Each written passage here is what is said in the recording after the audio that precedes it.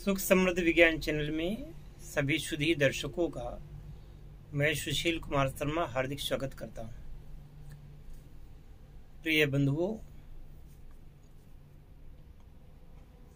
इस चैनल को काफी समय हो गया है और मेरी हमेशा आप लोगों से यही आकांक्षा रहती है कि आप लोग कुछ आगे बढ़ें।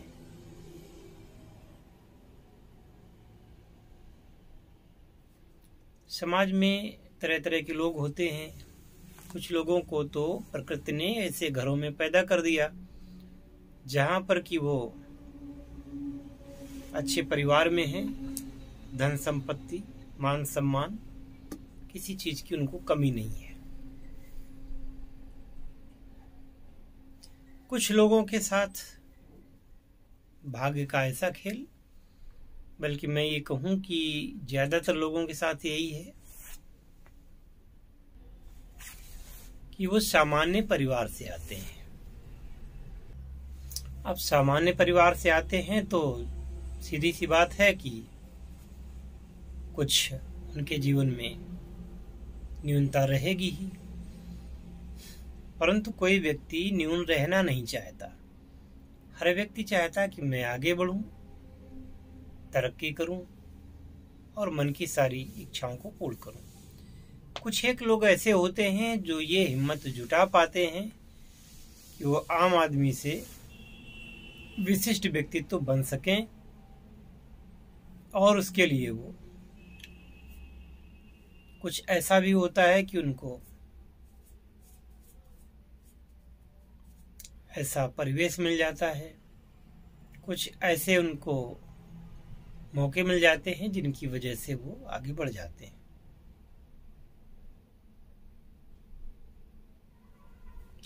बाकी लोग तो उसी ढर्रे पर रहते हैं जिस ढर्रे में वो पैदा हुए थे। और ज्यादातर ये है कि भारत में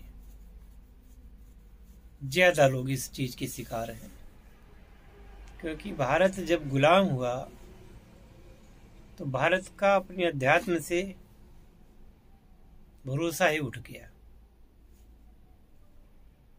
हिंदुत्व की धारणाओं में भी बहुत सारी ऐसी धारणाएं जोड़ दी गई हैं, प्रक्षिप्त कर दिया गया है कि हम उसको समझते हैं कि हिंदू धर्म की धारणा है, लेकिन वो किसी के द्वारा प्रत्यारोपित की गई है, जिसकी वजह से वो क्रियाएं सही कार्य करती ही नहीं। वो क्रियाएं इसलिए कार्य नहीं करती कि उनमें जानबूझ करके घालमेल किया गया है जिससे कि वो काम न करें। आपको याद होगा कि इतना दुनिया का सबसे बड़ा विश्वविद्यालय, आज वो अगर होता तो नासा उसके सामने बेकार था।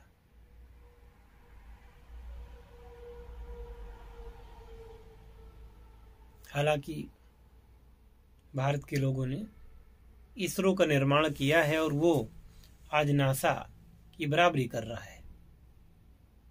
लेकिन अगर हमारा नालंदा का विश्वविद्यालय होता तो मैं ये गर्व के साथ कह सकता हूं कि आज नासा जैसी संस्था उसके सामने बहुत छोटी होती। जितने भी वहां पर अध्यापक थे, जितने गुरु थे, सबको मरवा दिया गया था और नालंदा में आग लगवा दी गई थी विश्वविद्यालय में, जो 6 महीने से ज्यादा समय तक जलती रही थी। फिर जो भी उपलब्ध हुए ग्रंथ, उनमें भय दिखा करके या लालच दे करके उनमें जानबूझकर परिवर्तन करवाए गए।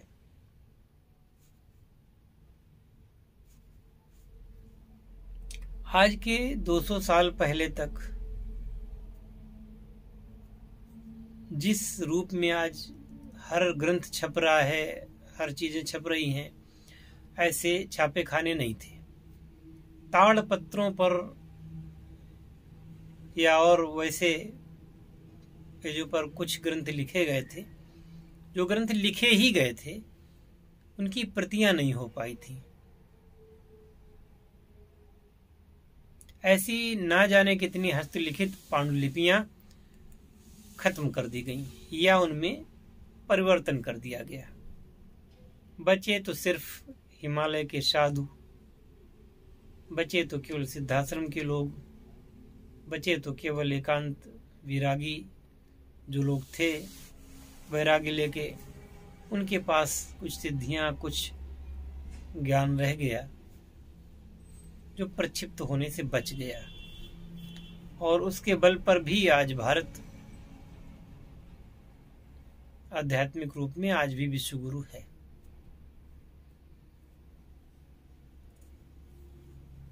कहने का तात्पर्य ये, एक तो हम अपनी संस्कृति पर गर्व कर सकें और गुरु शिष्य के संबंध को निभा सकें। बहुत सारे लोग मेरे पास आते हैं और मुझे इस बात का बहुत बड़ा अफसोस है कि आते समय तो वो प्रणाम भी करेंगे, गुरु भी बनाएंगे, सब कुछ करेंगे, अपना स्वार्थ सिद्ध होने के बाद फिर वो भूल जाते हैं। कुछ एक लोग ऐसे हैं जिनका स्वार्थ सिद्ध नहीं हुआ तो ऐसे लोग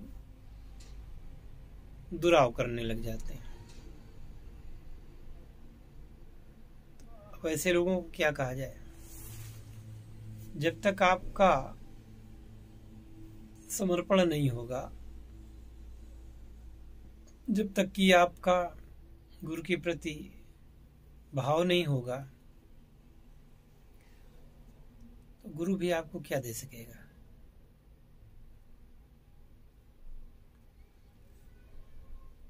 गुरु तो रास्ता दिखाता है, उस रास्ते पर चलना आपको होता है। गुरु अपने शिष्यों से छिपाता नहीं है, लेकिन अगर वो आपके अंदर कपट भाव देखता है, चालाकी देखता है, तो उसे कष्ट होता है और उसे ऐसा लगता है कि पता नहीं इस व्यक्ति को ये विद्या देने के बाद में ये व्यक्ति कैसे उसका उपयोग करेगा। तो कभी कभी कुछ चाबियां भी छिपा ली जाती हैं और पहले एकदम खुल जाना भी ठीक नहीं होता है, कुछ चाबियां रखनी चाहिए। चाबियां नहीं रखी जाएंगी तो लोग अनियंत्रित हो जाते हैं, इसलिए चाबियां तो रखी जाती हैं और उससे शिष्य की परीक्षा भी हो जाती है कि किस कैटेगरी का आदमी है।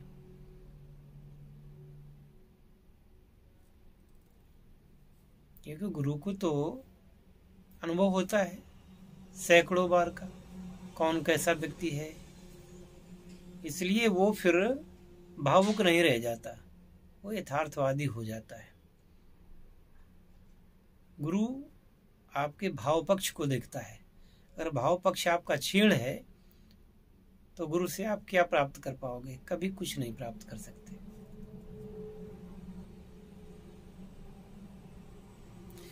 और ये कि सब कुछ सही है, साधना भी सही है, योग भी सही है, रसायन विज्ञान भी सही है ना, आयुर्वेद भी सही है, किसी में कोई खोट नहीं। खोट होता है अपनी तकदीर में, अपने कर्मों में, कि हम अपने कर्मों से गुरु को रुष्ट कर देते हैं। अपने कर्मों से अगर उसे रुष्ट कर दिया तो वो क्यों आपके लिए कुछ करना चाहेगा? वो तो वैसे भी अहेतु की कृपा ही करता है। वो सभी को सुखी देखना चाहता है, परंतु उसके लायक होना भी तो चाहिए। मान लीजिए कि एक वाईफाई, मान लीजिए आपके मोबाइल की वाईफाई है, उसमें से आप कई लोगों को वाईफाई दे करके उनके मोबाइल को चला सकते हैं। लेकिन यदि लोगों की अपनी कनेक्टिविटी ठीक नहीं है तो आपके नेटवर्क से वो जुड़ नहीं पाएंगे। इसमें वाईफाई प्रसारित करने वाले मोबाइल का क्या दोष? इशारों में बात करना आवश्यक होता है, क्योंकि यूट्यूब पर किसी का नाम नहीं लिया जा सकता और किसी को बदनाम करने की मेरी मंशा नहीं है, और किसी के प्रति मेरी कोई न तो घृणा है ना ही दुराव है। बशर्ते बस मैं ये चाहता हूं कि वो सीधी लाइन पे चले और वस्तु स्थिति को समझें और चालाकी तो बिल्कुल ना करें। अब इसी के साथ मैं इस वीडियो को यहीं विराम देता हूं। मिलते हैं फिर अगले वीडियो में। जय शिव शंकर, जय भोलेनाथ, हर हर महादेव।